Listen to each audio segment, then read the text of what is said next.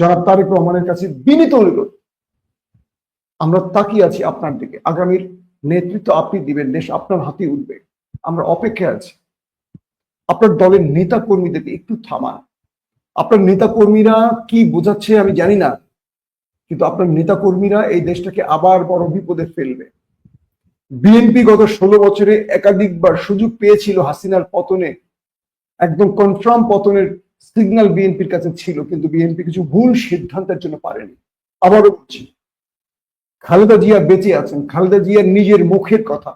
তার সাথে আমি 3 ঘন্টা তার গুলশানে বৈঠক করেছিলাম। কারো যদি প্রমাণ জানতে চান, শিমুল বিশ্বাস তার বড় প্রমাণ, নাজনিম উদ্দিন আলম তার বড় প্রমাণ। বেগম জিয়া একটার পর একটা বিষয় তুলে ধরেছিল।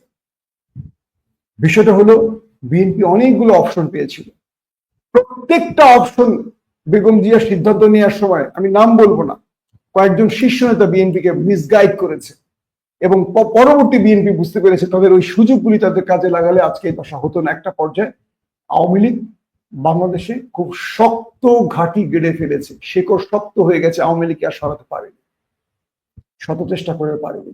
বিএনপি পরে বুঝতে পেরেছে তাদের সেই ভুলগুলো। আজকে আবারও বলছি, বিএনপি সেই নেতাগুলো অ্যাক্টিভ হয়ে গেছে যেই নেতাগুলো খালেদা জিয়াকে ভুল পরামর্শ দিয়েছিল। আজকে সেই নেতাগুলো আমার বিশ্বাস তারেক রহমানকে ভুল মেসেজ দিচ্ছে। তারা বিএনপিকে আবারও বড় বিপদে ফেলবে। কেবল একটি নির্বাচন মানি সব শেষ নয়, এই দেশকে স্বাভাবিক রাখার জন্য ইউনূস সরকারকে দরকার।